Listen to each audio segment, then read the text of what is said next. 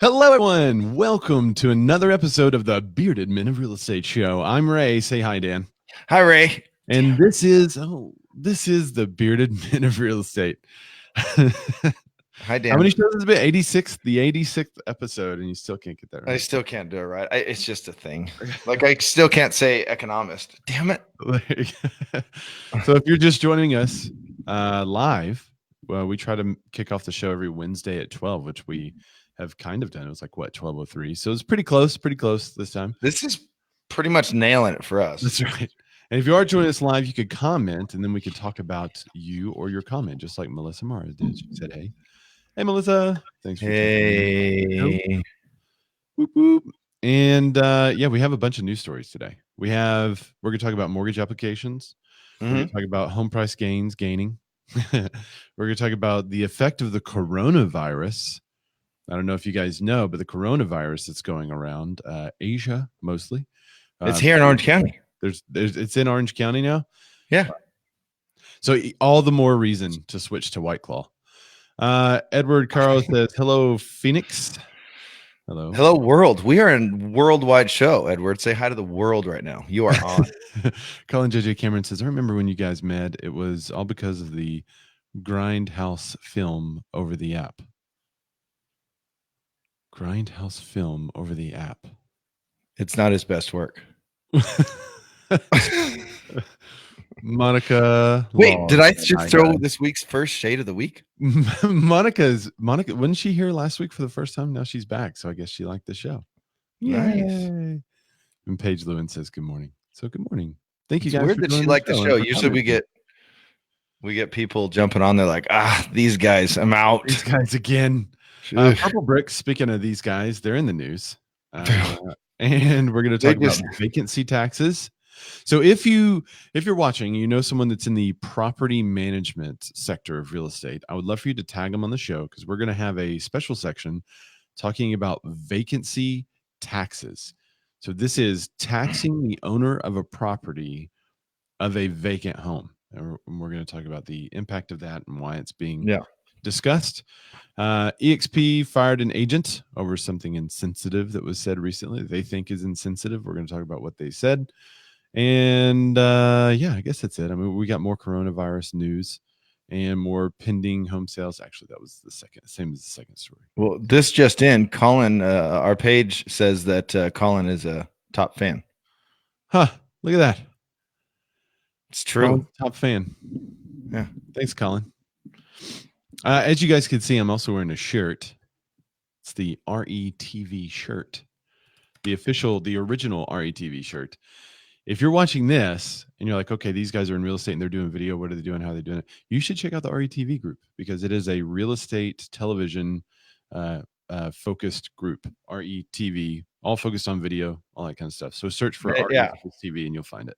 It's all things video, from video ideas to, hey, what's the best camera to use for insert thing I want to do here? Mm-hmm. Like there's plenty of stuff in there. There's tons and tons of value. Out of all the groups on Facebook, there's not a ton with value. And this one gives a lot of value. Monica Laws said, yes, back. Interesting topics with levity. Oh, thank you. Mm-hmm. I don't know who Levity is, but I'm sure he'll drop in. Okay. Melissa Mara wants to talk about the layers of Dan's awesomeness that you're wearing today. We can. Obviously, we lost a superhero. Yeah. Not to get too much into it, but I never bought a Kobe jersey, but because I've always had my Magic Johnson jersey from 1988. And by the way, yes, it still fits at 46 years old. There you go. Yeah. And then under that, obviously, I have the Be More T. So don't worry, we'll plug those later, but go buy one. We're representing all kinds of stuff with our shirt. We got three T-shirts representing all kinds of things today. Grindhouse didn't make what? Grindhouse is the film company that made Kill Bill. Oh, they're the company because that's Quentin.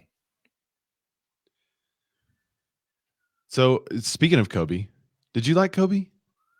I loved Kobe. Okay, so it was hard for me to like Kobe because when I think I posted this on Facebook. Whenever Kobe came on the scene, he was talking about how he was going to be better than Michael Jordan, all this stuff, and Mike was my hero.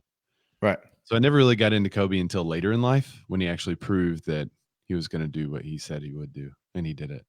And he did it. I became a fan, later in life fan of Kobe, just because of what he could do. And then pushed his way all the way up to number 3 in scoring. Yep. And then, I called him whenever I heard the news. I was with a friend, and I said, second best basketball player on earth. And he looked at me, and he cocked his head, and he said, does that make LeBron number 3? And I said, yeah. He goes, ooh, shade. I thought of our show. Yeah. Like shade, yeah. LeBron's close. He's getting close to Karl Malone. He is getting close. We'll see what happens. So, all yeah, right. And I don't know, just a crazy career, and whatever you think about him on the court as far as, ball hog and all that stuff. And I mean, he made the team great and won with and without Shaq, by the way. Yeah. A little shade towards Shaq, by the way. Happy he's not here right now because he pounded me on the top of the head. But he won with and without him. It's impressive. Well, and there was a great analogy to real estate yesterday made on our coaching call, our team coaching call by our team lead. And it was, Kobe, Jordan, all these scores, they're not the ones that go get the rebound. Yeah. They have people that go get the rebound. And for real estate, we need the people that go get the rebound, that go find the lead and or stay in touch with the lead and follow up with the lead. Like, you have things, you have your transaction coordinator, you have all that stuff. So it was a cool analogy to basketball. And we were talking about Kobe and stuff. It was awesome. Oh. How this, okay, hold on. Clayton's literally at the airport right now. He was in San Diego all week. Let's see how this San Airport Wi-Fi is, he says. Yeah, so he's literally sitting at the airport right now. Well, good. Well, before we get into all these hot topics, Dan, you want to tell people what Be More is actually all about? I'd love to. When Ray and I met, it was 1986, right? You remember 1986? Mm-hmm. Yeah, I remember 86. And you were that awkward high school student that had a crush on that not popular girl, but she was kind of from the wrong side of the tracks. Do you remember that? That's like every 80s movie ever. Yeah. And she, she worked at that record store, Trax, which was like a new wave kind of record store. And she was talking about going to the prom, and like, you straight up invited her, but she totally ignored you because there was cool kids that were like, they were kind of talking cheese on her, but that one popular boy really kind of liked her secretly. Do you remember that? Yeah. Her dad didn't have the greatest health and kind of was doing sketchy stuff. But he really stood by her. Close. Is it not Stand By Me? No. She was pretty though. She was, and some people called you Ducky. Oh, look, Melissa Mara got it. Pretty in Pink. There it is. Nice work. See, I was going to call you Andy. Remember you were a high school girl? Remember when? Back when? But I thought that'd give it away. And yes, Mel does win. I thought that. And then she said herself, Mel wins. Good job. But I thought that would give it away too easily. So no, Ray and I did not meet in 1986, and he was not an awkward. Well, he might have been an awkward high school student with that used to wear creepers and have an awesome haircut. True. But we met. It's going on like 3 years ago now, and I had Mel is so smart. I can sense shade coming from Clayton. It was on the other night, and I couldn't help but watch it. Yeah, it was. It's a great movie.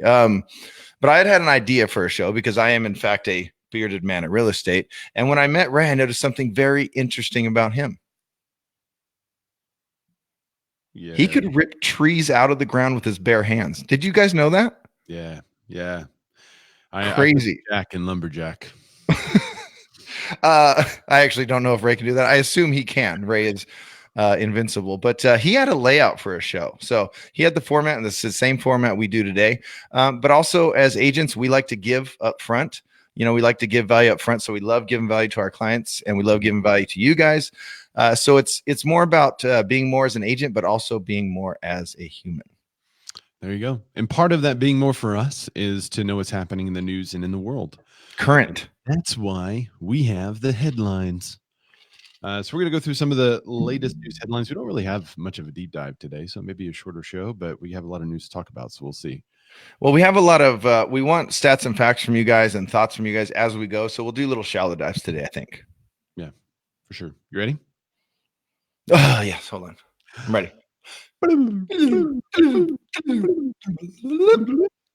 Technically, it's still the future. You're not wrong. It is still the future. I do have a new toy, though. Ooh. There you go. Oh, yeah, there it is. Don't say it. Don't tell people what it is. Yeah. If you know what that is from the box, then you'll be excited about the shows upcoming. Yeah. Okay. So mortgage apps. What do you think they've done on fears of all the coronavirus? I don't know. I mean, if only if we had a couple different stories to talk about it. If you said surge, you'd be correct. Bing, bing, bing. CNBC said mortgages fell to the lowest level since November. They said home buyers are rushing to their lenders, which I'd like the opinions of some of the lenders in the audience. So if you know a lender, tag them. I want to know if there's a line.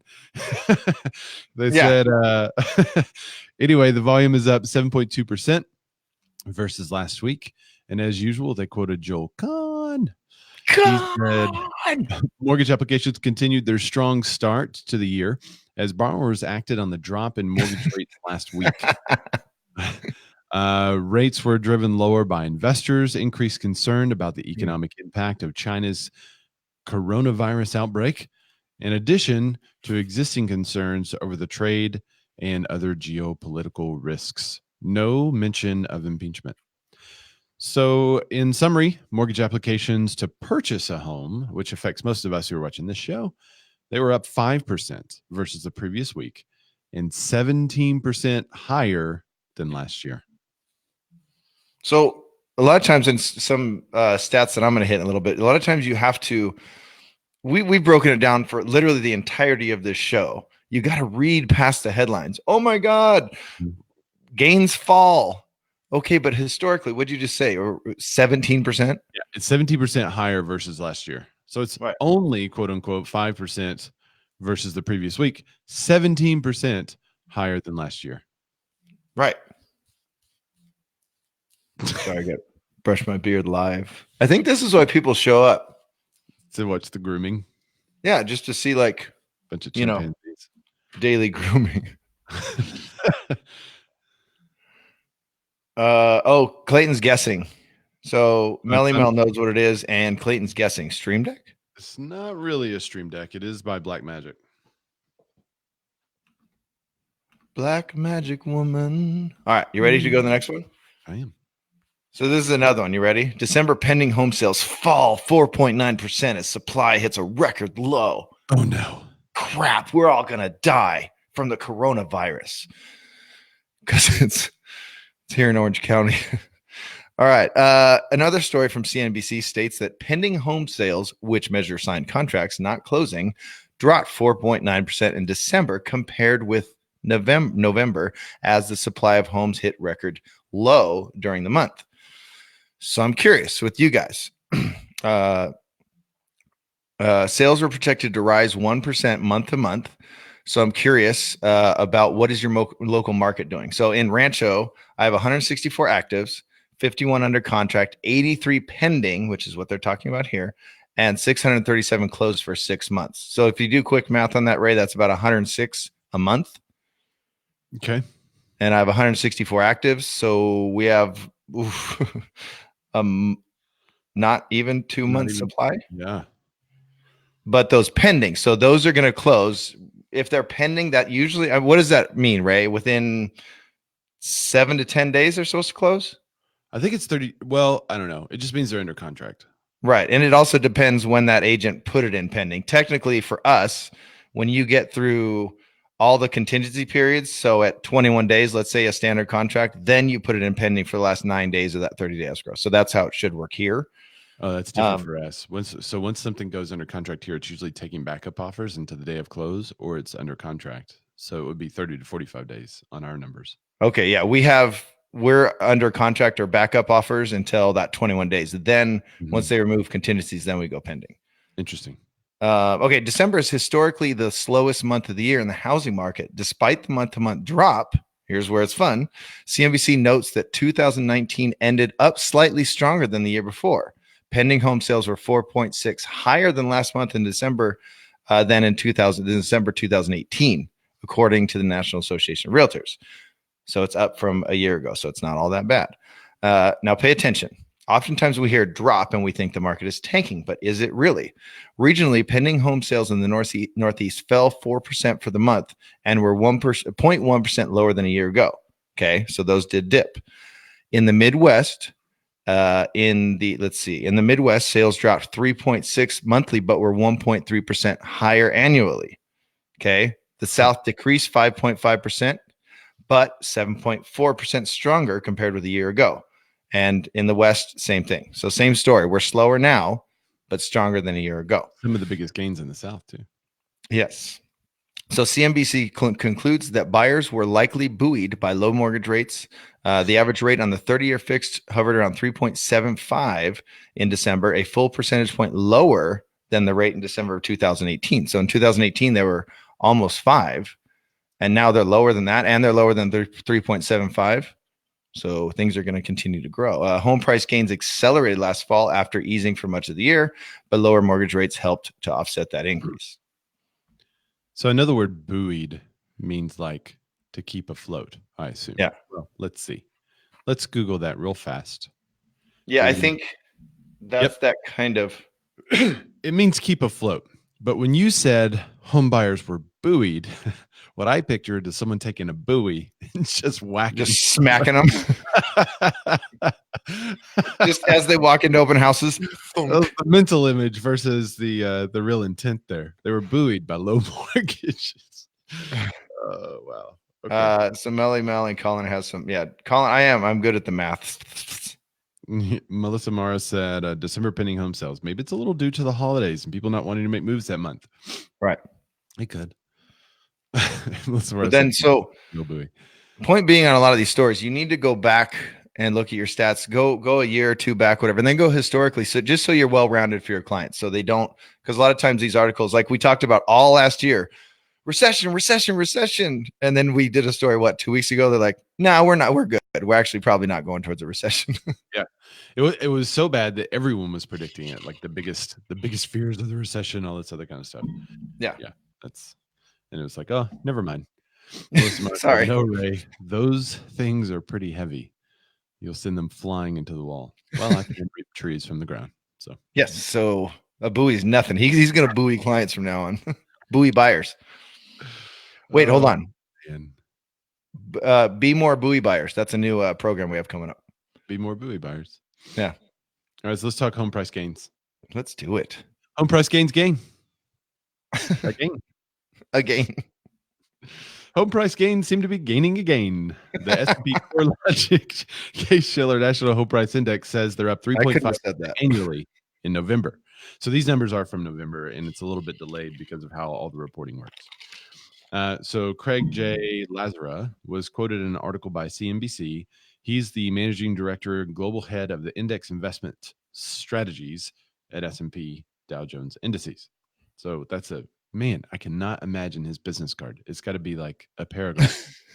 And then he's probably got all those distinctions after it. So we should make, or someone watching the show that has extra time on their hands should make faux business cards for the people that we quote most, like Craig J. Lazara and Joel Kahn. We could show the faux business card with the long title given from the article right on there. But Joel Kahn doing, yeah. Okay, with the month's 3.5% increase in the National Composite Index, home prices are currently 59% above the trough reached in February of 2012 and 15% above their pre-financial crisis peak. So he goes on to say that November's results were broad-based with gains in every city in our 20-city composite. So what's the cause? Lower mortgage rates could be giving homebuyers more purchasing power, as rates were 1% lower than they were in November of 2018. Melissa Mara says you need magnifying glasses to read it. The whole title on the business card. Yeah. It'll be a little bit ridiculous. Yeah. So home price gain. Now we've been talking a lot about affordability and the affordability crisis and all this other kind of Right. stuff. How some of these home price gains are gaining and they're outpacing incomes and all that kind of stuff. But what this is saying is that the slight drop in rates of 1% is allowing home prices to gain 3.5%. Ooh, So, that's interesting. so do we So really have an affordability crisis if prices were able to go up 3.5%, but mortgage rates are only down 1%? and remember, that's nationally. These aren't local Ray numbers or local Dan numbers. That's national. That 3.5% is national. That's a big jump. Now, I'm aware that rates are over 30 years and home prices over a one-time purchase, and it's not completely.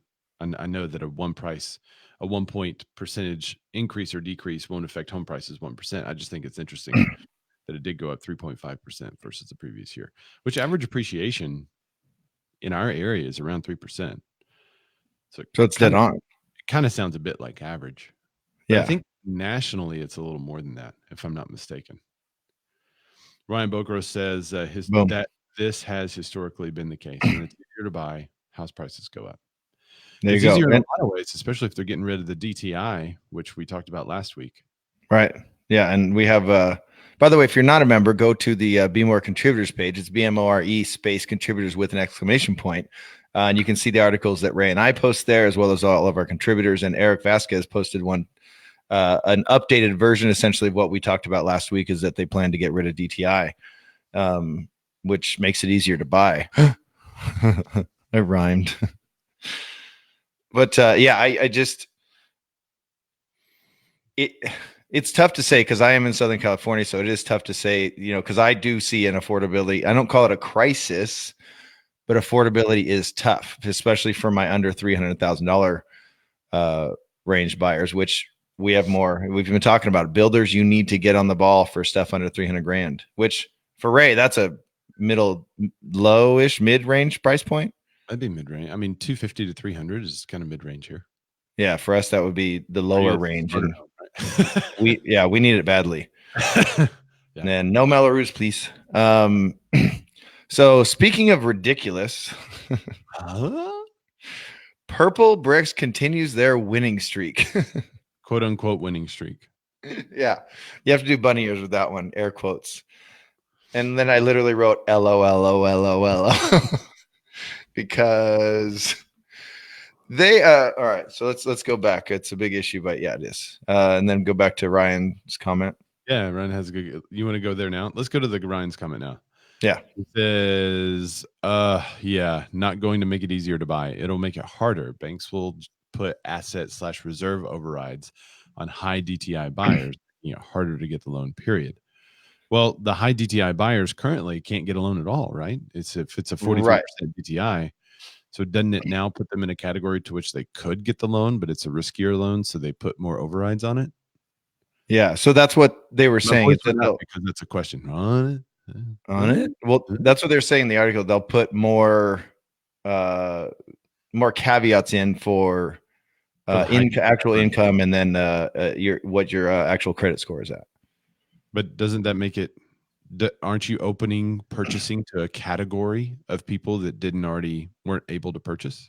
Well, what was it at before? It's 43 was the number, right? Yeah, I think 43%. So there you go. The overrides will apply to all loans. Overrides will apply to all loans. But I mean, yeah, because if your debt to income's closer to that 47, 48, 9%, you're still in the black every month, but it's just a little closer. You're a little riskier. Then they'll just put an override on it, or maybe it costs you in your rate. Maybe you added half a point on the rate or something, The lending thing is a mystery. It's magic. I know. I get to a point when I talk to clients, I'm like, I know enough to be dangerous, but you got to talk to a lender. Like, we need lenders to chime in. So I know. Fernando Shrimp says it's still affordable in Houston with some debt making around 60 to 70K a year. You can get a house for around 180,000, 3-bedroom or 3 to 4 bedroom, 2-bath, 2,000 square footish. I want that. That's not a thing here. Yeah, our average price here is 180, 190, somewhere in that range. Yeah, that's 220 if it's in Little Rock specifically. Little Rock. Yeah, that's all right. So back to Purple Brick's winning streak.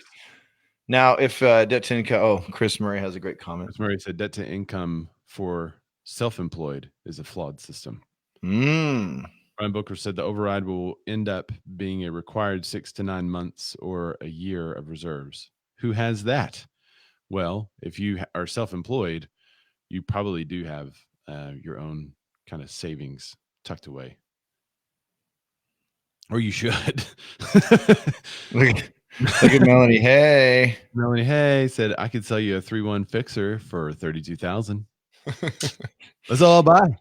By the way, she's in the Mitten, Michigan. And I think you'll have to correct me. She's down here, I think. Or is she closer to the thumb? I thought it was closer to the thumb. Are you closer to the pinky or closer to the thumb? I think you're right. I think she's closer to the thumb.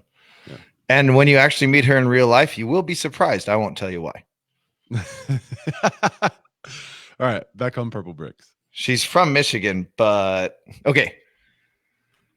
So, as you guys know, Ray and I chased Purple Bricks out of the country. Literally, we are responsible for it.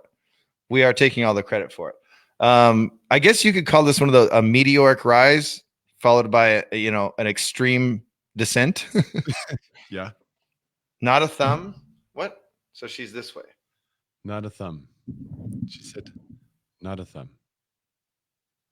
Oh, she's actually in San Diego, which is where Clayton is. I don't think she lives there now. I think she's visiting. Huh.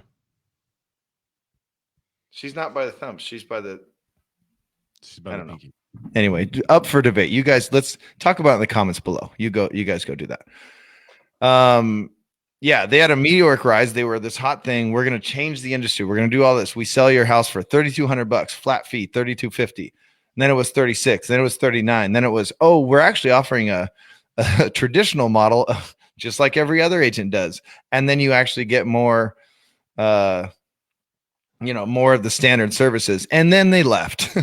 Quote unquote more. Quote unquote more. And then they actually services. It was like one of those things like they came out to sing the national anthem and they did so horribly they were booed off the stage. It was kind of like that. All right.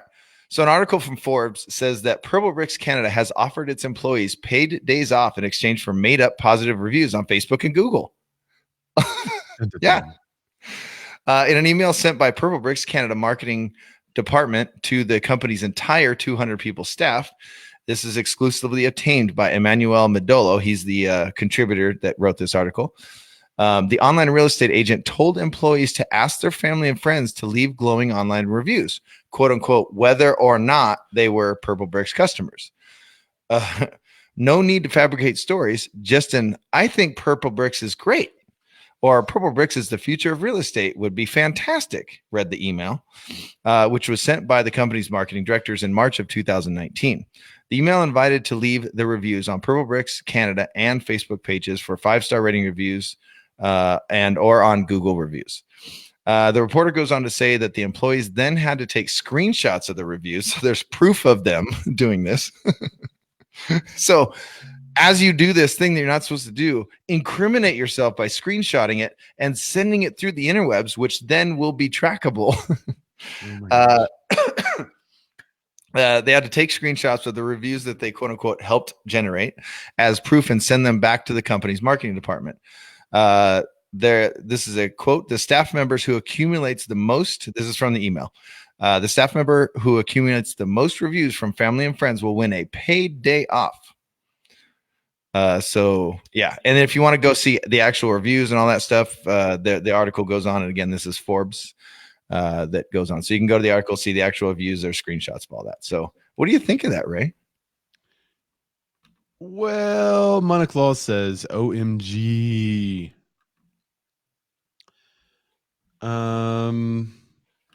Melissa Mara said it was an entire system to earn days off. Screenshot for proof, submit it, vacate all day. How about you just work with a traditional agent that doesn't take a day off until, we actually have the time and we're there for you. Even when we're on vacation, we'll still help you. So here's a question. You think other real estate agents have done that before? Nah, hold on. You eat your banana and I'll do this.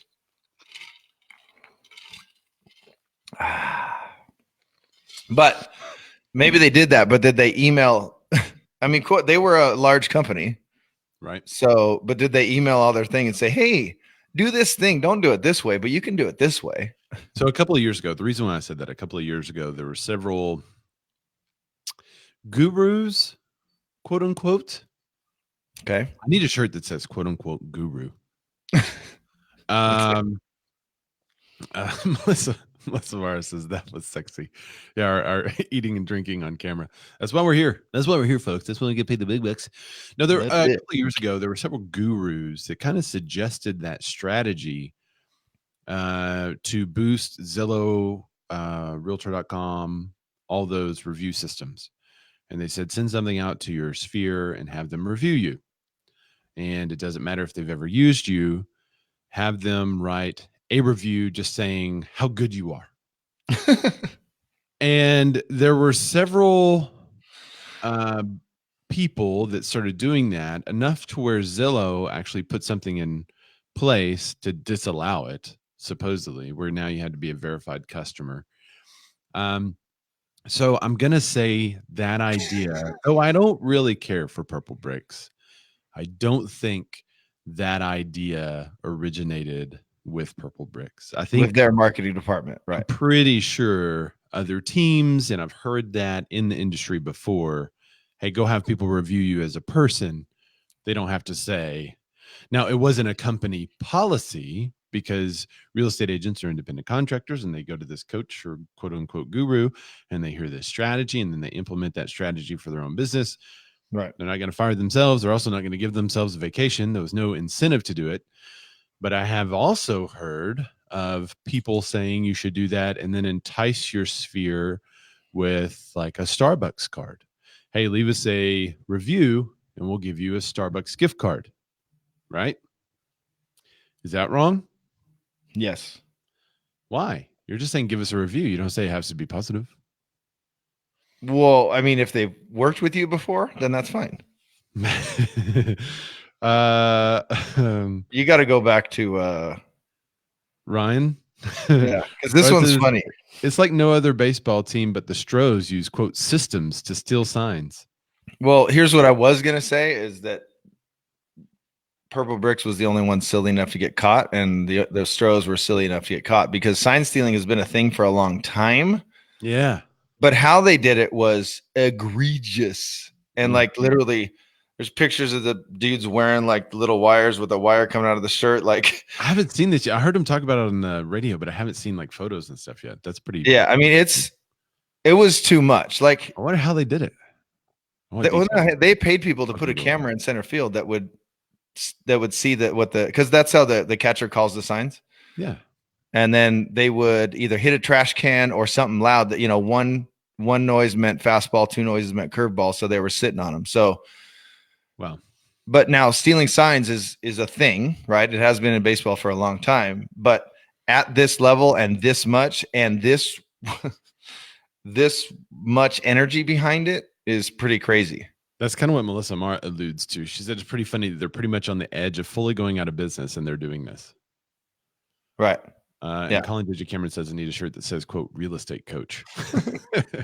Clayton Fernando Shrimp says it's crossing the line when they watch your shows and learn about real estate from you, but just haven't bought or sold with you. Is it crossing the line if they watch your shows, learn about real estate, but haven't bought or sold? That's a good question. But I mean, they can say that though. I watch Ray on the Bearded Man of Real Estate every week at every Wednesday at 10 a.m., 1 p.m. on the Cheese Toast. They can say that, and his knowledge is far beyond any other agent. I mean, they can say that, but if it's just a family friend that used another high school friend to buy, but you're like, no, but hey, that part's wrong. I mean, that's we got to remember our ethics, right? The odd part is that it's not directly applicable because I can't then say, okay, I just earned a review. I'm going to give myself a day off. Well, I guess I could, but sure. Monica Law says desperate times, desperate measures. Deborah Rice Miller checking in. Hi. It's been a long time. Should have left you. I don't mean okay. So I think I don't like that Purple Bricks is doing it. But I don't think it originated with them. I think where they're crossing the line is offering the reviews or offering the days off for the reviews. They're incentivizing. Now they have employees because that's how they operate. It's not an Right. independent They're not contractor. independent contractors. Right. So they are offering a pretty large incentive, basically money, to get their people to review. Right. But if you tell them what to say, then it's wrong, Clayton says. Right. And also, if they've never worked with you, it's wrong. Or if they can just say, I've known Ray his whole life and he's awesome. I mean, that's a review. And then also what you're saying, you're not going to tell them to do a positive review or a negative review. Oh man, I misspelled reviews. Hang on. IEWS. All right, there you go. Do you incentivize for reviews? That's the question. Whether you're watching this on replay or watching it live, let us know. Do you? Well, they also specifically state whether or not they worked with Purple Bricks. Just say that Purple Bricks is the future of real estate. Like that's crossing a line. Yeah. And so even though you don't believe Purple Bricks is the future of real estate, because you're getting a $5 Starbucks card, you're going to go write that. Well, they didn't say that the employees offered something to the reviewers. They just offered something to the employees who earned the review. Okay, so you're going to get a paid day off if you get the most reviews. You're going to go tell people, talk about the company that I work for that I probably won't work for forever, but go talk about them, put a positive review, even if you've never worked with them before. Don't do that. Yeah. Don't do that. Yeah. By the way, I need more reviews coming out of Louisiana and Tennessee. So if you guys and Dan will pay for a vacation day for you. Yes, I absolutely will. I got you covered, but not that I agree with it, but I'll do that. So to make it fair, because another company's doing it. I mean, you got to be competitive. All right. So what this one is to me, it's kind of it's a big deal, especially in all of California, where there's a lot of vacancies and a lot of homeless. So this next story is kind of interesting to me. Colin JJ Cameron says, I know a lot of agents in my market who give gift cards for reviews from leads they buy. So that's twofold.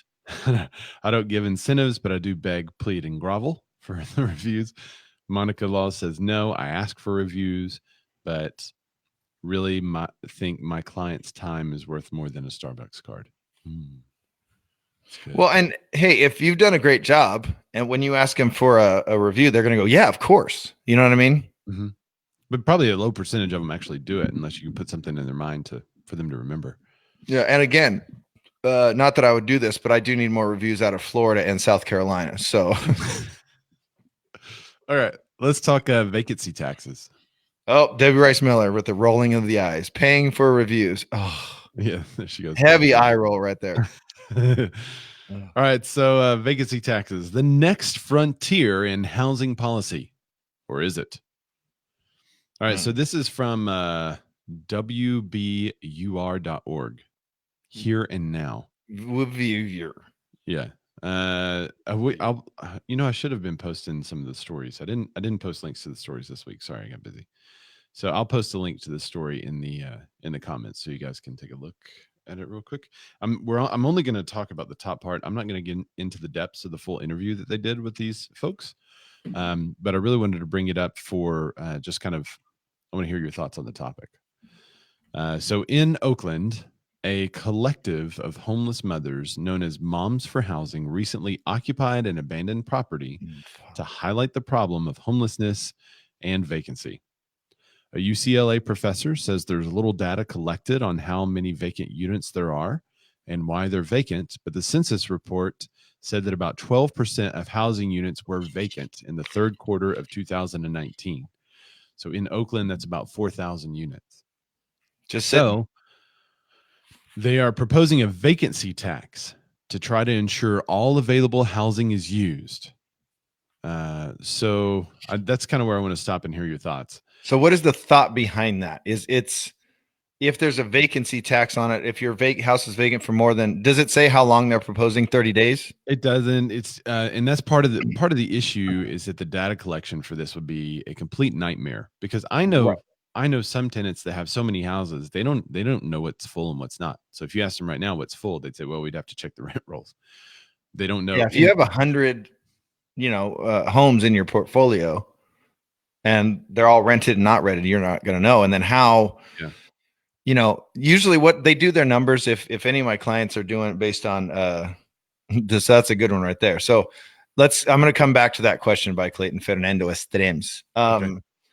Usually we do the numbers based on 1 month of vacancy. Yep. So you're not going to have 12 months of solid income unless they stay for 2-3 years, right? But if every year contract, you essentially need 15 to 30 days to fix up the house, clean it, maybe do new carpet and paint, and then it's rented again. So you'd always plan for that 1 month and then a little extra for any, more than the security deposit may or may not cover. Right. So 1 month of vacancy is kind of what we calculate too. And I'm working with an investor. Right. That's 8%. Okay. So how do they put a law against this? How do they put something in place to say, is it 2 months? Is it 6 months? So they can really make sure? Because I actually understand this and I get it, because the problem is so crazy. If you go to downtown LA, it's more homeless people than people. It's crazy. There's tent cities everywhere. So I understand that it's a problem. And then you say, well, there's 4,000 vacant homes. What are we doing with those? So we need to know why they're vacant. Is it just that month, of non-vacancy, or has it been sitting for 6 months? Is a bank holding on to because it's in foreclosure? Like, what's going on? So the article goes into the full interview. It kind of hits some of that. It does talk about some of the racism, segregation, et cetera, which are causes for some of the homelessness and kicking people out of houses and stuff. But it says that the vacancy tax is targeted to solve the affordability crisis. See, now that's not going to happen. That's not going to help it. I don't see how it's a direct correlation. Like, how can taxing someone who is not filling a property? I guess because they would lower. I guess maybe the thought process is, if this house is for rent and it's not being rented out, then, and they know they have a vacancy tax coming, they would lower the price for the rent to fill it. So it might help renters a little bit. So if you're in a market where it's $3,000 a month, but you have it listed at 32, you're going to then be forced to drop to 28. That's what I was going to ask. Who is this targeted at? You know what I'm saying? Yeah, that's a great question. Or who is this targeted to? And then if it's, a month is cool, but 2 months is not. So the second month is coming up and you're like, and then also my other question is, are there people that are just holding on to, why would they hold on to a vacant house? Pete kind of sends it, like, we'll read his comment in a second, but are they just holding on to vacant homes? For a loss, like, I don't know. Why are they holding on to these homes? What about when someone buys a house, moves out of the house, and then lists it for sale? Well, and then, so let's go back to, because that's kind of what is occupancy. So Clayton Fernando Strems says, so how would that look for iBuyers? So iBuyers are also, what we've put under that umbrella is investors, like flippers. So they buy it, and then their turnaround time is 6 months on this house because it's rough. They got to rip it down to the studs and redo this house. It's vacant for 6 months. Is there going to be a vacancy tax on that? To me, that hurts, because a lot of time nowadays, not all, but a lot of the crappier, I avoided a bad word there, flippers that are just doing the lipstick on a pig flips, the Home Depot flips, they're not as prevalent right now. So the actual flippers that are trying to make nice homes and refurbish neighborhoods, are they going to be penalized? Pete Thorpe said, sure, let me just give my rental to a homeless guy and pay for the water and electric while I'm at it. Then when I have someone who wants to actually rent it, not be able, then when I have someone that actually wants to rent it, not be able to, because I've got someone living there for free, what could go wrong? So wait, obviously he's lacing that with sarcasm, but there's something there. So obviously we're not going to give, that's not the fix. Okay. Fixing the homeless problem isn't giving them free housing, right? Well, and they're also not saying let people live there. They're just saying tax you for it being empty. Right. They don't give a solution. Right. And who would be taxed? Would it be the property manager because they haven't filled it yet? Or would it, right, it's not the owner's fault. owner, but then with the property manager and owner have an agreement that says, hey, I'm going to have this vacancy tax. So if you let the vacancy go above this, then that comes out of your pocket, not mine. And then what if it was, okay, if you're going to have it vacant for more than a month, then a homeless dude has to live there for a month. But then how do you get that homeless dude out? Or how do they pay utilities? Right. So Clayton you not Fernando only Trim says, what about all the empty buildings that the government owns and does nothing with? Oh, that's good. I'm going to call that shade right there. Oof. And then he posts a article. LA Times. Debbie Rice Miller said, well, personal property rights supersede TOT. What's TOT? What's TOT? I want a tater tot right now for some reason, though. Tots. Thoughts for tots. People can decide who they want to rent, consider fair housing laws, and what they want to do with their property. Well, and that is who we are, right? Because we as realtors are supposed to fight for rights of homeowners. And the homeless are not homeowners, but yet I think we all want that to be a better situation as well. I just don't see that this is the fix. Pete Thorpe said, or you add a tax on my vacant units and I just make it up by increasing the rates on occupied homes to cover my government induced losses. So could it, that's a good question. Could it, instead of incentivizing, because it doesn't incentivize, it penalizes you for having a vacancy. So are you going to raise rates overall in order to cover your vacancy? If you hit that 12% mark or 8% mark, or you have that 1 month of vacancy, now do you spread that loss out? Which that's probably what would happen. Yeah. So let's say I have 10 units. One has been vacant for a while. It's about to be hit with a vacancy tax, but I have 3 that are about to come up for a new lease. Boom. That's where I'm going to cover it. I'm going to increase their rent for inflation and to cover my vacancy tax. Right. So is that helping? Like I said, I understand the point behind it because homelessness is a problem here in California. But and then so is affordability. It's all, it's all flowing together. But I think this could have a crazy snapback and cause a bigger effect than it's trying to prevent.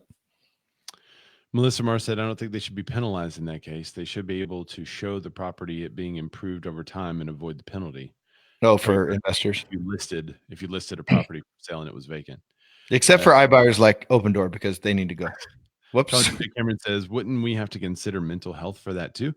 Then we wouldn't get into any exclusion issues. Yeah, the article does go into some of those. It says on who deserves housing in a capitalist society. I don't think we resolved that question in particular. Well, probably those who buy. But they also talk about housing trying to be a human right. But we tend to protect the property interests. Yeah, mental health is a big one. That's a great question that Colin brings up. Debbie Rice Miller said, in the Netherlands, I like this start. It's good. Must have your property occupied. Otherwise, homeless people can move in and then you cannot get them out unless you leave the property and you get it secured. Unless they leave the property and then you get it secured. Yikes. I don't like that idea. That's a bad idea. Yeah, it turns out homeless people don't care. Monica Laws says, more of crazy California government trying to tax the hell out of everyone other than getting to the real root of the problem, drug addiction and mental health. This isn't just a California law, by the way. Oh, I forgot to display her comment. There it was.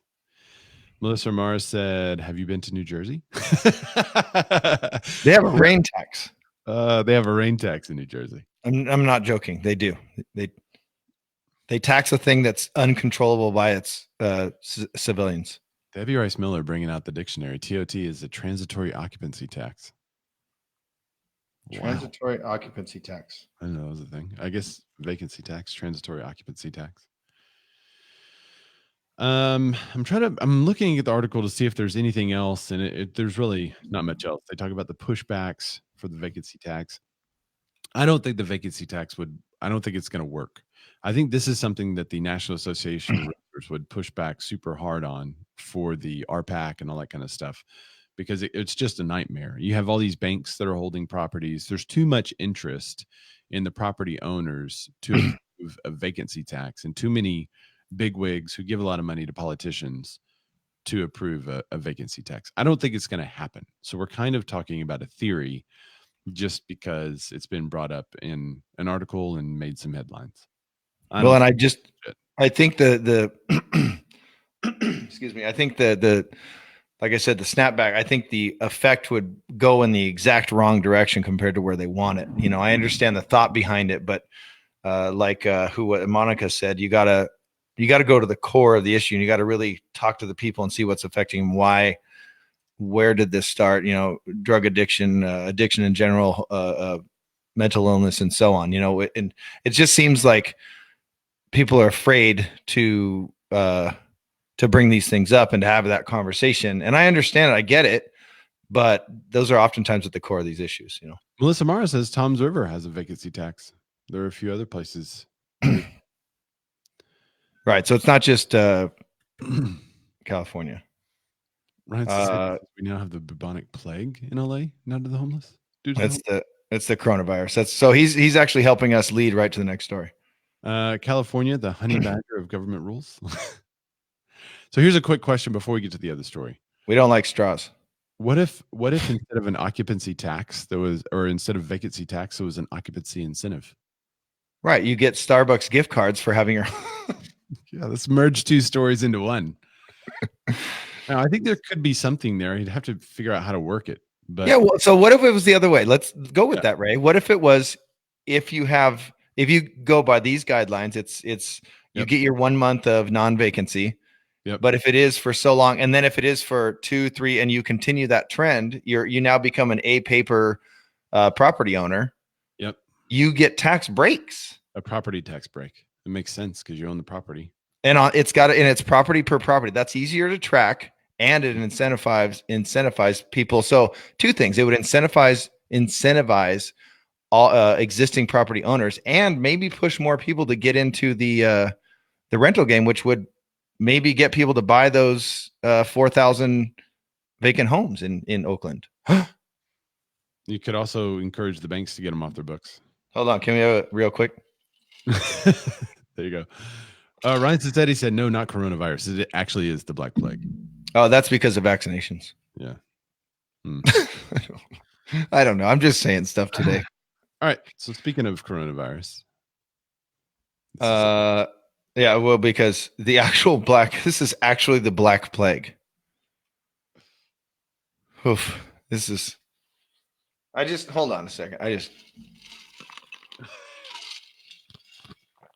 need to think on this a second real quick while Ray eats his banana, and it's not really me drinking tea and saying, it's just we're bringing the sexy back. Okay. So head for the hills. It's the coronavirus. Also, rates dropped because it's scary. So, as fear over the coronavirus roiled global financial markets, investors are rushing to the relative safety of bonds, CNBC says. As a result, mortgage rates are falling. The 30-year fixed mortgage loosely follows the yield on the 10-year Treasury. The average rate on a 30-year fix hit a recent high in December of 3.84%, but slid steadily last week and is now falling more steeply, according to Mortgage News Daily, or the MND. That's how they want you to say that. MND. This is a quote from Matthew Graham. He is the COO. He's the coup of Mortgage News Daily. 3.625 is widely available, and that was already getting to be the case last Friday. Matthew continues, today brings 3.5% into the mix for more than just a few of the most aggressive lenders. And what was my prediction again? 3.5%. I need to check my notes. It's still January, but 3.5%. Boom, nailed it. CNBC continued with, falling rates couldn't come at a better time for the housing market, as strong demand is fueling both sales and construction of new single-family homes. Builder sentiment hit a 20-year high in December, as reported on the show. That's our show, the Bearded Men Real Estate Show. And while sales of newly built homes slipped slightly, they were still, that's tough to say, slipped slightly. They were still a strong, that's a lot of S's, 23% higher than December 2018. The article goes on to state that affordability is crucial for home builders, as prices for existing homes are now heating up again, and that home prices under $300K are crucial. So for more on that, because they keep going in down that string, down that thread. So go to CNBC to check out that article. And we've talked about it extensively on the show. We need more affordable new builds. And y'all are in danger of getting behind. So yeah. I do think it's interesting how this coronavirus thing, like when I heard it on the news and stuff, I thought, well, that's interesting. I didn't think it's going to lead to lower rates. Well, by the way, the article says this big crazy here. Connection that I did not make on my own. So, well, hold on. So where is it? Why can't I click the article, Ray? What's happening? Oh, you have to scroll up a little bit and then you'll see the link. Oh, there it is. No, it's down. You can watch each other click. Okay, so the title, the actual title, I made my own, but mortgage rates drop to a 5-month low as coronavirus fears fuel the bond market. Big old scary title, right? Then the article mentions it at the beginning and moves right on. Yep. So it says that they're afraid of it, so some investors are going to the bond market. That's it. And then they go on to a regular article. So, but yeah, it's been reported down by Ryan Spaghetti, by the way. And he apparently has to deal with the Black Plague, dude. You need to wear a mask. Oh, and I wonder when the bird flu outbreak happened. I wonder what rates did. That would be an interesting comparison to see. Do we have any statisticians that can go find that? By the way, there's so many people at the airport with masks on. Well, that's smart. That I think just coronavirus or not, I think that's just smart. That's where all the germs go. Yeah, and he also posted a newer article for the government empty buildings. Melissa Mara is throwing some shade. She said you have a case of verbal diarrhea. I mean, Paige said it's a symptom of coronavirus. It is. I purchased my N5. There you go. Oh, I purchased my N95 mask already. So if you look into it, if you actually do what I do and do what Ray does and look into, find your own, this pisses me off. Find your own damn information. Go look up the coronavirus. Okay. Just watch us. You don't have to find your own. Right. I will tell you that it's another strain of previous scary things. It's already been out. It's essentially SARS. Remember SARS scare like 20 years ago? That doesn't help my fear, bro. That's so scary stuff. It is scary stuff, but all these things are being handled. And if you keep reading about it, that they've already isolated and it's already been sent around to all the labs around the world, and they're getting but we love these fears and these outbreaks. We love it. The news loves it. But it's being handled. I think there's a simple fix. Wear a mask. Just switch to White Claw. That's it. By the way, we have a new sponsor, White Claw. Completely. We should get White Claw as a sponsor. That would be amazing. There's no law with the claw. Yeah, swine flu. Ah! Swine flu. There's bird flu, swine flu, SARS, all that stuff. Yeah. Yeah. Mad cow disease. All right. By the way, if you look into why it's happening, I don't want to get all judgy and stuff, but if you look at where this stuff is coming from, all we have to do is stop eating certain types of raw foods and doing what people are doing, and then it's fine. Vegan. Okay, so let's talk about an EXP agent that was fired over a Facebook post. This is an uncomfortable topic. I know. So let's see. They're fired over an insensitive comment made after Kobe Bryant's passing. So a realtor says something insensitive on Facebook and gets fired by the brokerage. Okay, next story, right? Unfortunately, we're going to go a little bit deeper. Wait, hold on. Clayton Fernando Stearns with we'll call it the slogan of the week. There ain't no law when you're drinking the claw. I think isn't that on the box whenever you. Is it? I think it is. I got to start drinking them. It's a slogan. So a realtor says something on Facebook, gets fired. What they said was after Kobe passed away, they posted. I'm going to see if maybe I can bring this up and screen share it. They posted in a group and said, "Who's his realtor?" And they had a home emoji. So no matter what they meant by the post, it's not really great optics. For instance, here are the optics that the Real Deal stated. That's where this article comes from. I think they're also quoting parts of the article from Inman. Wait, hold on, Ray. What are optics? How it looks. Boom.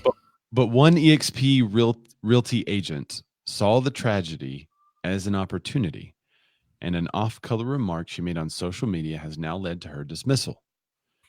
She said, quote, "Who's his realtor? ? House emoji. Baha Nabusi is posted in a Facebook group called the Real Estate Mastermind just hours after the passing. According to Inman, a managing broker of EXP's Austin office posted an apology and promised that the issue would be, quote, dealt with. Wait, office? They don't have offices. Well, they have one on record and HARS. So another realtor close to the situation claims she said that she was just curious who originally sold them their home, but I don't really see how that kind of lines up. So Nabulsi was later fired from EXP, with a spokesperson from the firm telling Inman that the firm does not condone or support behavior that does not match our core values. So I want to have a short conversation about it. The question is, was it in poor taste? This could be about anything. This could be, we talked about the sexy video shoot. Remember that? Yeah. The potty mouth realtor. We've talked about a few different things for agents getting heat or. Did they get fired for any of that? I don't know. Well, there was the one that I think they were San Diego agents. I don't know if Ryan is talking about this one, but they did a video parody. I think they did I remember one in Colorado. Wasn't it Colorado that people did a video and they got let go because it was insensitive to affordable housing issues and stuff like that in Colorado? Yeah. I forget. There was another San Diego one that they did. It was in poor taste and they got let go. They got Clayton. Clayton said, "Be careful what you say on this article. You might be fired too." Well, I can guarantee Ray won't get fired. I probably won't fire myself. Right. Melissa Vara said, "Yeah, don't get weird meat at the market." Oh, that's on the other. I was like, how does that apply? The previous topic. Now, Ryan Bokro says, "I want to know all the other EXP agents in the groups talk about chasing down and getting business from probate and obituaries."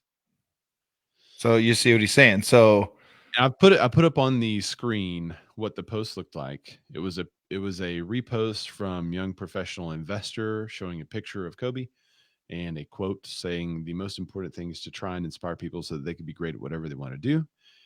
And she posted that picture, screen grab of that Instagram thing, and then said, who's his realtor with the house emoji? I guess the bigger question is, it was posted to a real estate mastermind group. She did not post it with a haha or a LOL or a face emoji. So theoretically, I don't know what she was. I don't know what the intent was. It's hard to tell intent from the post, but let's pretend the intent was because she was wanting to try to follow up with the realtor to see if they knew him well and how they were doing. Right. That's plausible. That could happen. But because it's in a real estate mastermind group, I have to think that it was more along the lines of chasing business. Right. And that would be bad optics, I would say. Right. That would not look great for the company she represents or for her as an agent either.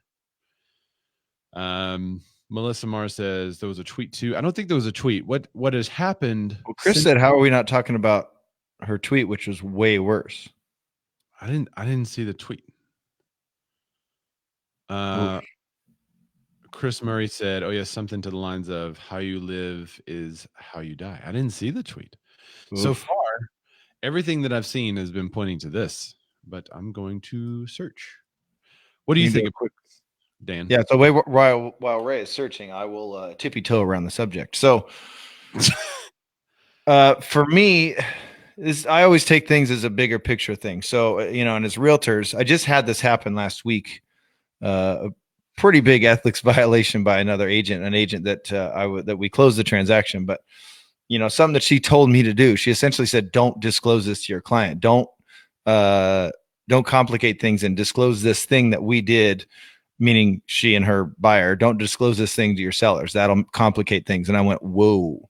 So to me, big picture wise, I think we just need to be better. What was the intent behind that post? We're looking up the tweet, but what was her intent behind that post? But also just, you got to think about it first. Like, how could this be taken? I think people forget that Facebook goes out to the world, even if you're in a closed or private or secret group, there's still 20, 50, 80, 1,000 people in there, whatever. You still have a lot of people that could be sensitive to this stuff. What if they had a family member that just passed away in a helicopter crash? I mean, it's going to, you have to, as an agent, we have to keep our ethics, and we have to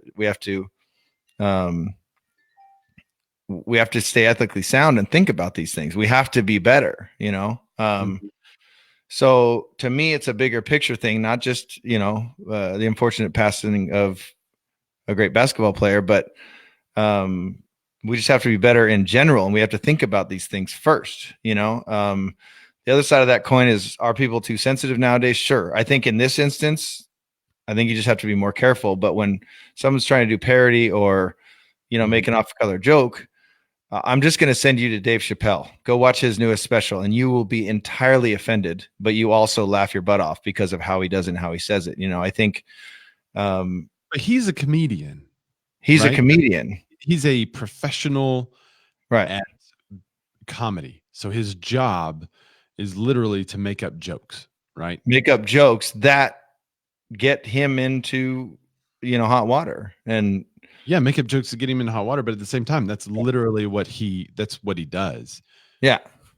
Because there's an entire separate conversation about, are two people sensitive now? And I don't know if sensitivity is different than 50 years ago, but things are widely spread quicker nowadays. So people see it. Back in the day, in the 50s, there was no interwebs. You could you could make a joke and then maybe get fired, but only the local people know about it. I don't know.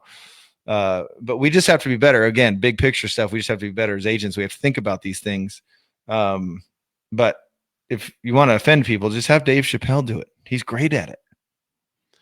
Ryan Bokros said the white gal and black guy in Michigan. I don't think Remax fired them, but made them take the whole video down.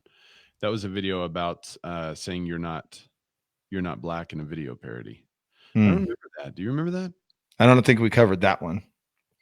I don't think so either. I'm trying to. I haven't found the tweet yet. It's her Instagram, by the way. He messaged you. Okay. That's me. So I can't bring it up on the screen, but hold please. Forward to me and I can do that for you. Forward to this is dude. Mastermind group has gone up quite a bit. You're seeing, there you go, send. You're seeing live editing and live news research, live journalism as you watch the show. Pretty amazing stuff. I said, you have it? Yeah, Ryan said, I can't wait to see someone sue a brand for the things that fall outside of the IC agreement. So there you go. So yeah, her actual Insta post is way worse. Yeah. So then that puts more context on it, I guess. All right. It's loading. Loading.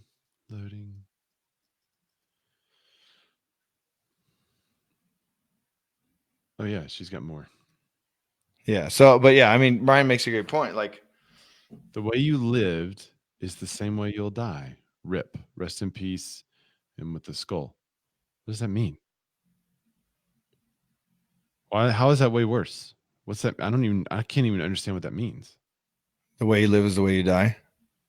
I mean, he lived taking the helicopter to work all the time, and that's the way he passed away. Like, I don't know what that's supposed to mean.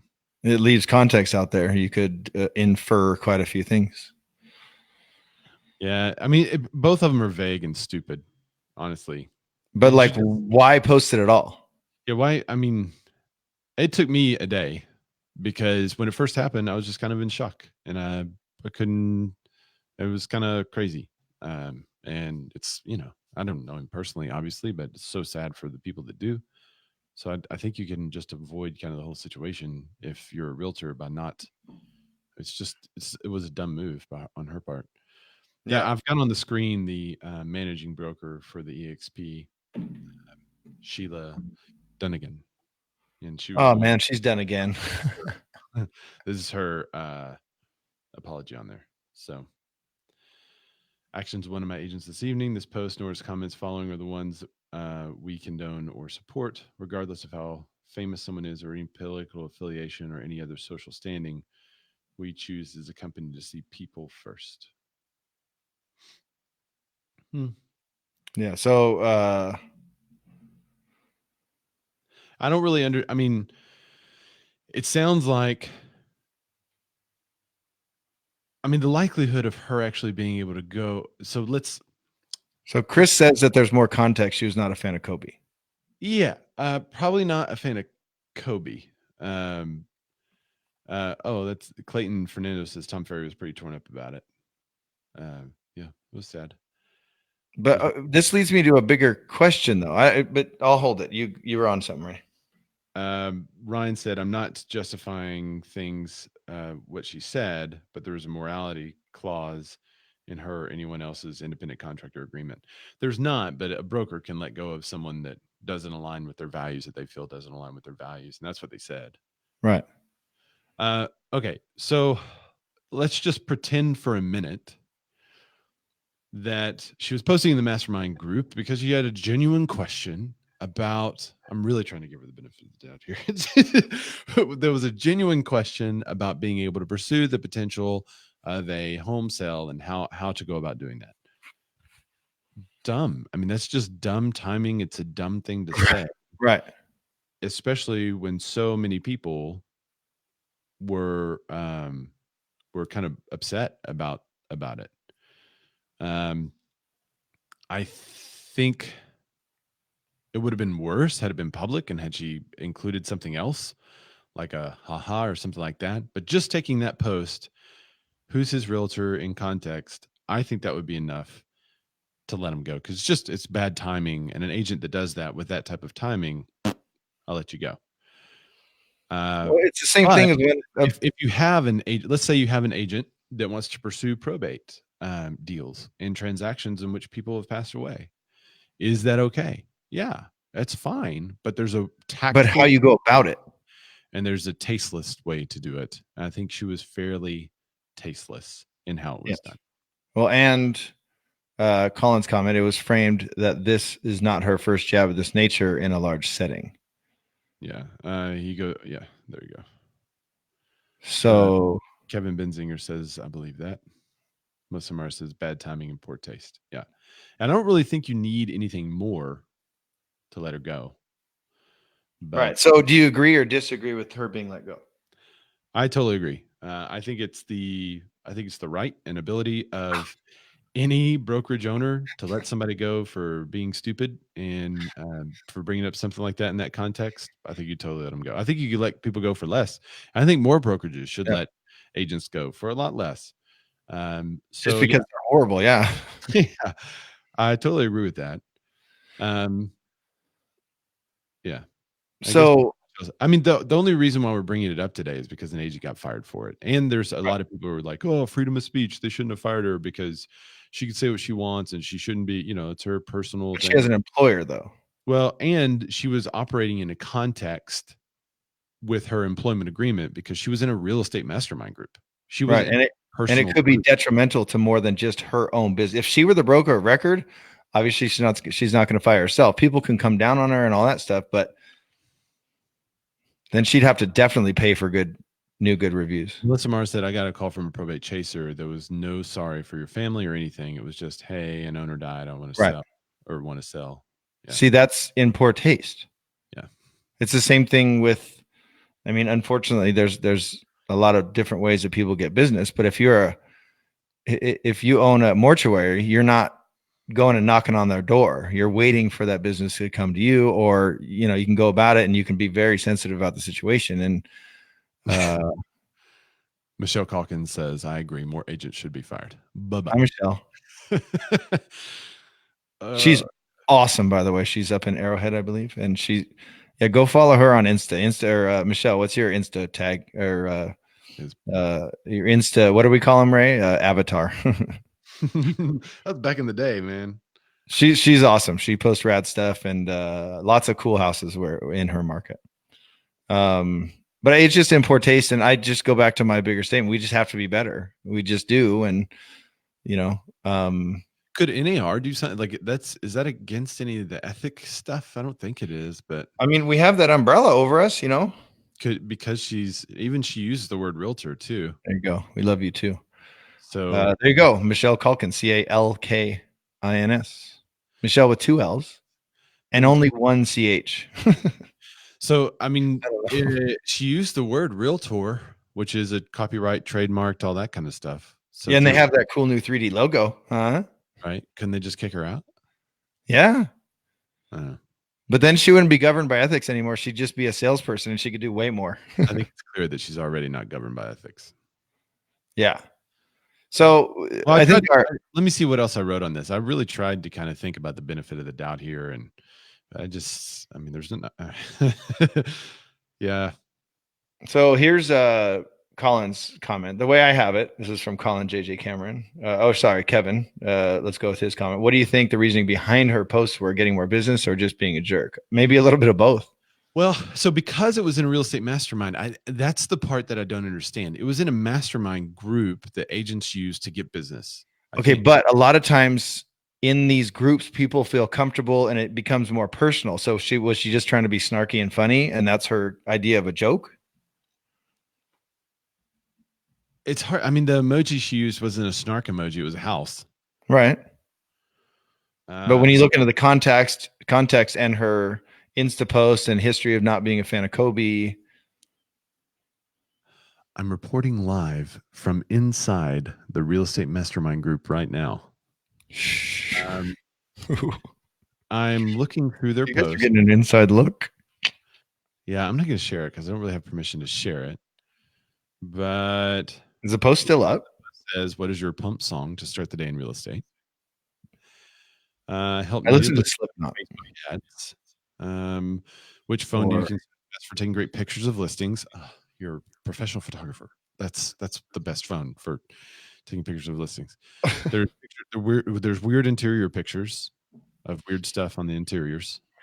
Weird terrier. Weird terriers. Oh man, that's an Instagram. Look it up. Somebody weirdterriers.com. Yeah, look it up. Does anyone advertise on LinkedIn? Has your college degree helped you in real estate? Seller. So it's all feedback on how to get business is what it is. So a couple of funny posts here and there, but it's more, I mean, it does seem to be more about real estate business. So she was asking for business, let's just call it, and it was in poor taste. Yeah. If you take it as she was asking for business, it's still in poor taste and she should be let go.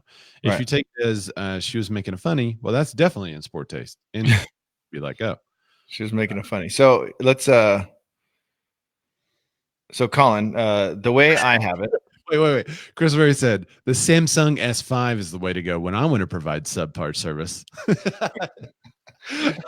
More Shade of the Week brought to you by soon to be sponsored here. Yeah, soon to be sponsored.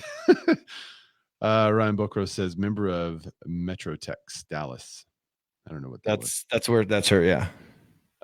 Clayton said the broker that responded was the Texas one. So she's a Texas agent.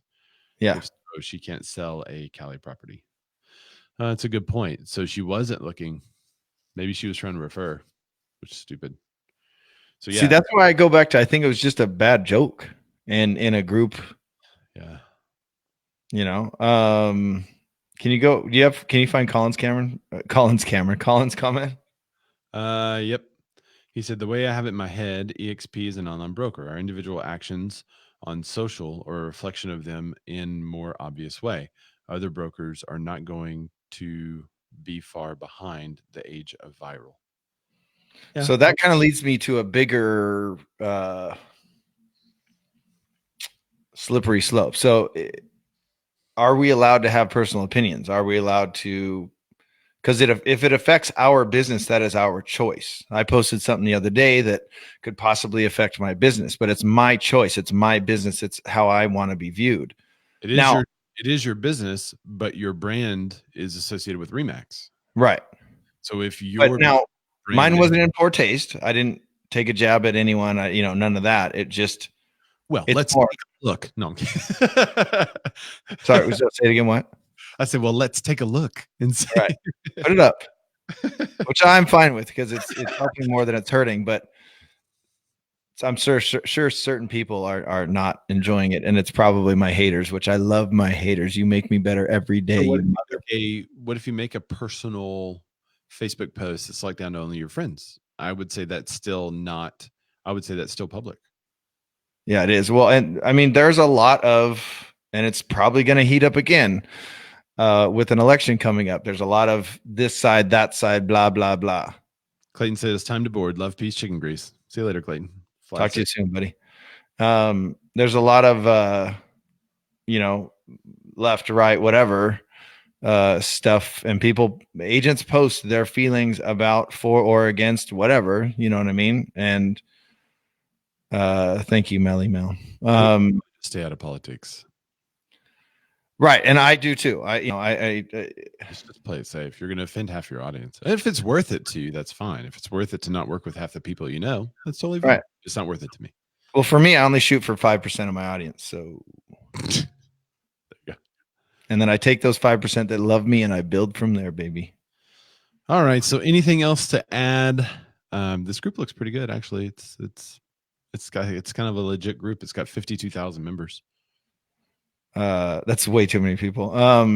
Chris Murray. So personal opinions are mostly in an issue. They are mostly in an issue. They are in violation of fair housing and protected classes. Right. Personal opinions are mostly probably not an issue unless they are in violation of fair housing and protected classes. And then Ryan Spaghetti. Moral of this story is to be an independent broker. You could talk about what you want to talk about and no one can fire you. We don't say bad words on the show. Except your agent can.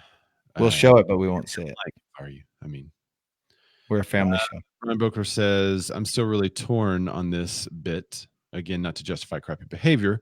Independent contract is not an employee. Many brokerages and brands push the fact that they allow agents to run their own brand. Right. So do you allow people to be their own brand and push their own message or not? Right. This is where brokerage and brands will need to start to get real clear. I think all of what you said is totally perfectly fine, but that was in bad taste and poor timing. And even if that's her brand, that's now affecting the brokerage. Yeah. So I think that's where I think everything you said is fine, Ryan. You know, because I have my image. I look like this. I have tattoos. I post things that aren't always real estate related and tackle some big social issues and some other things, but I'm not affecting a bigger brand above me. But you are. You're not negatively impacting them. I'm positively, in fact, impacting it. Right. Please, Ryan, please accept my deepest apology. Thank you. Melanie Hayes said, I feel like that was too much time on that topic. Well, on that specific one, yes. On the broader topic of should a real estate agent who's an independent contractor be let go for something they said on social media, it's an interesting question. Yeah. I think we need to I think we can always talk about that on the show. I think it's a great topic, and it's for us, Ray and I specifically, agents need to be better is what it really comes down to. And we've talked about it on, Chris made the snarky comment about Samsung Galaxy S5 is how I do it when I want to provide subpar service. That's a joke, but agents take pictures of your home with those phones. So I think it's a bigger, broader topic that needs to continue. So yes, I agree with you, Melanie. Hey, but yeah. Chris Murray said, despite being an independent contractor, brokers have a legal obligation of supervision of their agents to enforce compliance of law. Yeah, he just made me do that yesterday. It was awesome. Well, she didn't break the law. Well, there was a possible ethics violation, though. I don't know if that breaches any ethics violations. That would be a stretch. I don't think she broke the law. I just think it didn't match the brand and look. Now, in the independent contractor agreement that I have with my agents is if they don't, we even have there about social media, and that whenever they're posting on social media, whether it's personal or business, they are reflecting our brand and they will be monitored and could be let go. So yeah, that's in there. We need to end the show. I have to go buy a mask. But the responsibility, probably in most cases, according to state law, is strictly based on real estate practice and law around that. Yeah. All right. We'll end the show. I need to go buy a mask. Melanie Hayes said they also use Apple 5. All right. Where are you, Dan, on social media? Speaking of saying offensive things. Yeah. You can go follow me at DLudwigRocks, DLUDWIGROCKS, everywhere. And you can go find all the offensive things that I say. Usually it's towards other agents that suck and are horrible and need to get out of our goddamn business. Oh, sorry. Wow. Yeah. And if you're wanting something more vanilla, you can follow That's RAYZORBACK, where you probably won't be offended, and you'll just get an interesting look into our life, especially my work. Go find Michelle Calkins. She's awesome. Colin JJ Cameron said the pick of the week is Be More. Yeah, and our shirts. I have it on under my shirts. The last week to order. I'm going to put this is your deadline, and then the shirts change from here, and we need one last order. So Ray, I'll put the link in there. But go buy a shirt. It helps us keep the show going because we do this for free for you every week. And remember, we have something really cool coming. We do. Yeah. And he's not going to do a pick a week because you're just going to see it happen. Surprise. Yeah. All right. But Dan, check the IQ air masks. They are rad and make them for kids too. I'm going to buy a Sid Wilson Slipknot mask. So, well, contract broker agreement can terminate for any reason they want. I don't like you. Wait, why did I get Dan Truth? Booker says we have plain vanilla and then we have habanero vanilla. I'm habanero vanilla. Paige says she loves her tank and she goes to the gym twice a week. Thank you. There's an endorsement for our t-shirts. Go buy one now. I think Paige was talking about, can you put, I don't know, obviously it gets a lot of praise, but Paige gave me some praise. Oh, wait, let me put this one too, because Curtis Lee is his first comment of the show. It's at will contract, and the broker agent can terminate for any reason they want. Thanks for commenting, Chris. And Paige says, Dan, #truth. That's when I got in all caps with lots of exclamation points for our listeners at home. That's when I went off on other agents. So I'm going to go off on other agents because that agent that told me to do some unscrupulous things, bad times. Hey. Yeah, take pictures and tag. Ryan said he's wearing his Be More shirt today. All right. We love you guys. Thanks for joining the show. Yes, Mel. Sid. You guys are the show. Without you, we have no show. Sid's mask, his old one with the air thing on the front. I'm going to go get that one. You look like Darth Bane. Who? Bane. Oh, Bane. I could do that. But then I have to talk like this. There's Bane from Batman, but there's also a Darth Bane in the books. Batman, a little bit Yoda, a little peace out, homies. Peace out, homies. Sorry for curring in your comments. No worries. We love you. Don't ever apologize, buddy. You be you. So we don't get the audio beep on. I don't have to go beep it out on whenever we put the podcast in. So yeah. All right. Bye, y'all.